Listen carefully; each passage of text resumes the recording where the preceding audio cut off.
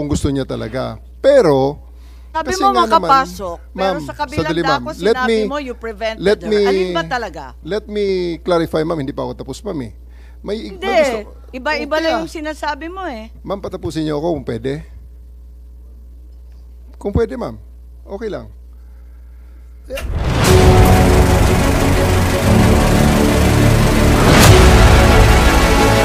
How about you, General Torre? May violation ho ba sa arrest or detention ni former President Duterte?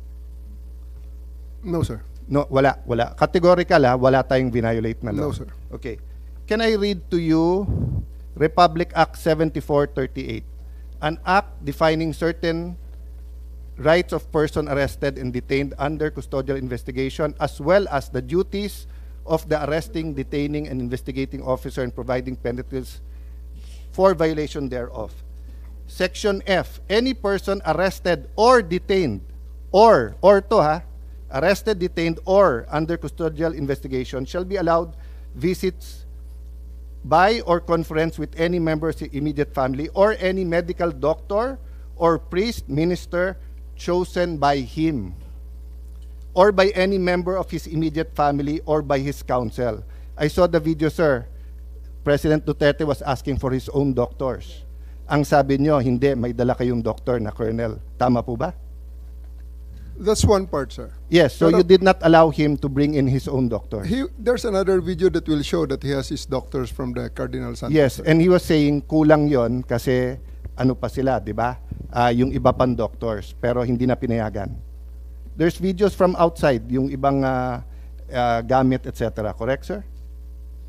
So, you can answer. Hindi to yes or no. So, to your point, did you allow all of his doctors in or no? Sir, we have substantial doctor. I think we have complied with 7438, sir. Okay, it doesn't say here substantial.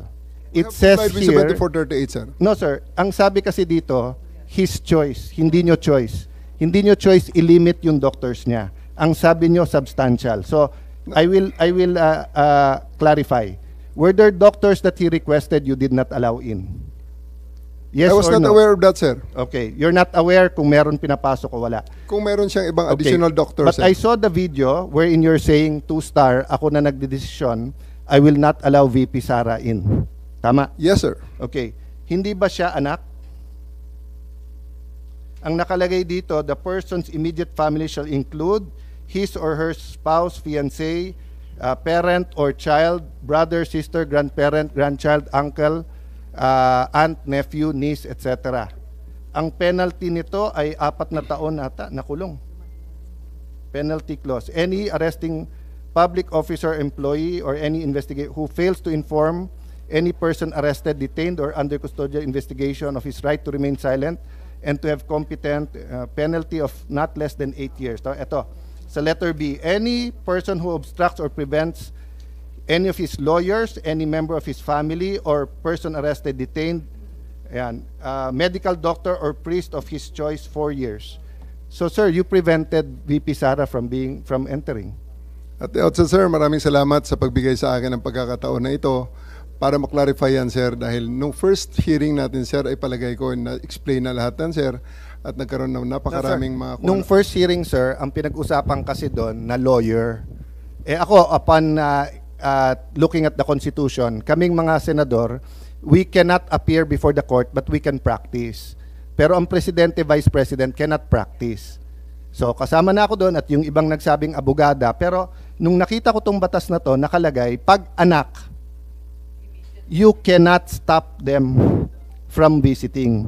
And nakita ko yung video, but sabi nyo nga, may kompleto kayong video, that's why I'm asking you, baka naman pinapasok nyo nang hindi ko alam. Sabi mo, 2-star, sir, ako na.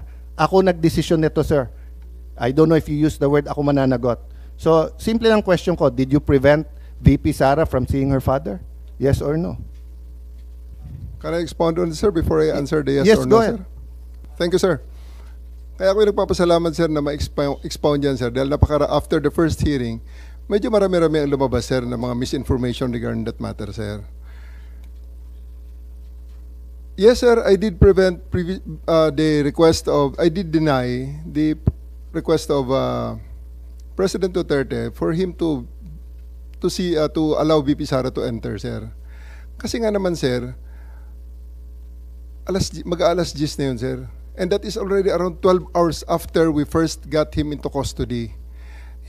The VP has all the chances to be with the President earlier that day. We are expecting her. Actually, sir, mga alas 3 pa lang, may information na darating siya. And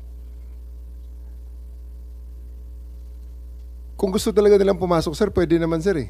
Kasi Hinadlangan mo nga eh, di Ma'am, ba? sinundo, Parang ma'am, sa loob ng Sinabi Villamor. nga ninyo na hinarang, di ba? Yes, niyo, ma'am. Ito, kasi ma'am, ah. gabi na, I matagal did. na. I did, ma'am. I did really prevent that from the VP. I told the president that she can visit her on the detention cell in Hague. Sabi ko kung gusto niya talaga. Pero Sabi kasi mo nga naman, makapasok, pero ma'am, sa kabilang sandali, ma'am. dako sinabi mo you prevented her. Alin ba talaga? Let me clarify, ma'am. Hindi pa ako tapos, ma'am, eh. May Hindi, iba-iba Okay, lang yung sinasabi mo eh. Ma'am, patapusin niyo ako kung pwede. Kung pwede, ma'am. Okay lang. Kasi, ma'am, Madam Chair, meron tayong... I think the resource person is If you will allow me. ah? Sir, if you will allow me. Sir, Yaw. Okay, sir. Kaya nga, but please. eto, be- sir, ah. After all was being said and done, yung sasakyan ni Hanilet, sir, and 5 other vehicles, nakapasok at sinundo sila, sir. Ang eroplano nasa bukas pang pintuan, sir. So, yan, sir, ang isang tumayong balahibo ko nun, sir, noong panahon na nakita ko, naku, andyan yata si VP Sara, andyan si Bongo nakapasok na. Kasi sinusundo na, sir, si Hanilet at saka si Kitty, sir, ng kanilang mga sasakyan, together with the other entourage. Bakit nila sumabay dun, sir, sa tarmac? Bukas pa naman, sir, ang pintuan. Alam mo, Madam Chair, Sir, Nick, Sir. you That's a new ibig mong information, sabihin sir. kung pwede pumasok yung si Ma'am Hanilit at saka si Kitty, gusto mo ring sabay-sabay na sila. Sir, ganito. Hindi ko dinideny na pinrevent ko si VP Sara na pumasok based on the request of the former president. Okay, The reason for that, you prevented VP Sara from entering. yes, ma'am. Okay. Because the reason for that is that 12 hours na ang nakalipas at tapos na ang lahat ng mga delaying tactics. Nick, I cannot allow that. Otherwise, Nick, magiging magulo pa ang situation, Nag-expire sir. pala yung karapatan ng akusado. may expiration date pala yung karapatan ng anak na bumisita sa kanyang tatay. Sir, we do believe, ako, sir, personally, that's my call at that time because I'm operating on the premise ng So it's aking your mission. call. So it's your call to Yes, violate sir. the law. Yes, It's your call to violate the law. Dahil nakalagay sa batas, binasa ni Senator Alan Cayetano na bawal na pigilan yung anak na bumisita. So it's your call to violate the law.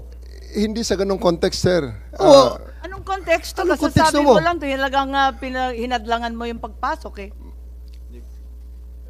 Mr. President, I won't belabor the point kasi sinagot nyo naman, sir, yung tanong ko. Kasi nga, going back to Ambassador Lacanilao, that's a violation of the law. If you look at the law, it says arrested, detained, and custodial investigation. Kung arrested lang to, baka may lusot, 12 hours, 6 hours, matagal na. Pero ang nakalagay sa law kasi, you cannot deny pag arrested, detained, and custodial investigation. No if, no buts tong batas na to because nga, in the past, lalo pagka, wala pa namang internet masyado nito eh. 1992, no? Wala pa masyado yung mga, bago pa lang yung mga, cellphone na ba nito or ano? But ang point, sir, there's no exceptions here. So that's a matter of defense kay General Torre.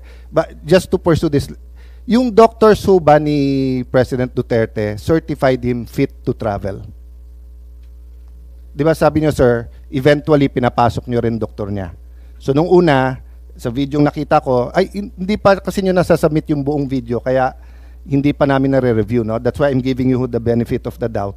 Kasi I'm not an eyewitness, I didn't see and even if I'm not an eyewitness, I didn't view the video, no? So dun sa nakita ko kasi, you were denying, the President was saying, you have to make sure I'm fit to travel, And then sabi niya, doktor ko, ang sabi niyo, may doktor na dito, it was a police or military colonel. So eventually you let in some of his doctors, correct, sir? Yeah. Did they certify that he was fit to travel?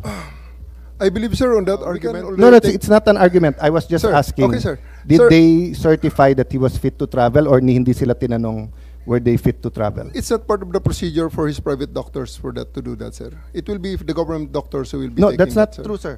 Ang nakalagay ho dito sa batas, it can be his doctors.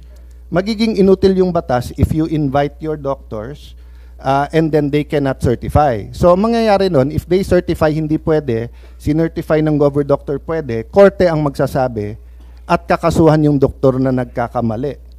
Hindi mo pwede basta't i-replace ng government doctor yung, so like now, no? If anyone here biglang nag-faint at sinabing hindi na siya pwedeng mag-appear dito, we have a Senate doctor. But if it's the doctor of the witness who tells us, we cannot immediately judge on the two. Kasi even dito po sa surrender, may mga tanong about being fit to travel eh. Na ang nakalagay nga eh, and even yung ano, baka mapahamak yung kapitan. Kasi kung titignan nyo po yung ano, yung Yes. pinirmahan ng kapitan, sa pinirmahan niya po may nakalagay doon ha. Saan yun?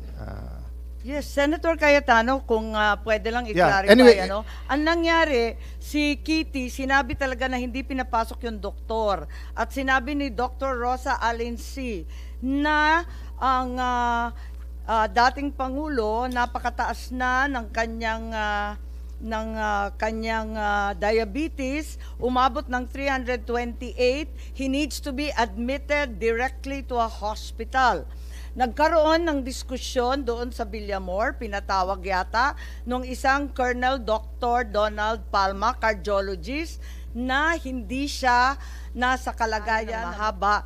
Pero pinirmahan ni Dr. Colonel Jonathan Rico, isa na namang Armed Forces Doctor, Commanding Officer ng Air Force, na pwede siyang bumiyahe. So, ibig sabihin, maliwanag na ang pumirma ng certification na fit to travel ay hindi kanyang doktor na hindi pinapasok, kundi doktor ng AFP. Correct ba ho ang pagkakwento ni Madam Chair. Chairperson? No, Senator Go, just before ito yung dahilan kung ba't ko tinatanong ha. Sabi nga ni SOJ sub judice meron na request, may petition for writ of habeas corpus. Ang aking concern ngayon, kasi ang bata, ang ginagaya, hindi yung salita natin, yung gawa. And I think ganun din sa batang pulis, batang militar, batang tanod, batang NBI. They're watching now. So what if someone was arrested in Tawi-Tawi? Can he be visited by his family anytime? And can his doctor, they say, hindi mo pwede ilipad ng Manila yan? That's why I'm asking all of this, because according to Ambassador Marcos, Alacanilaw, walang violation. Sabi niyo, walang violation, pero apparent dito. No? So I just want to put that on record. Sana malinaw natin yan. Kasi may police, meron din po kayong, di ba, revised PNP operation procedure. Pati doon, pareho nung batas pero parang hindi nasunod. So I submit to you.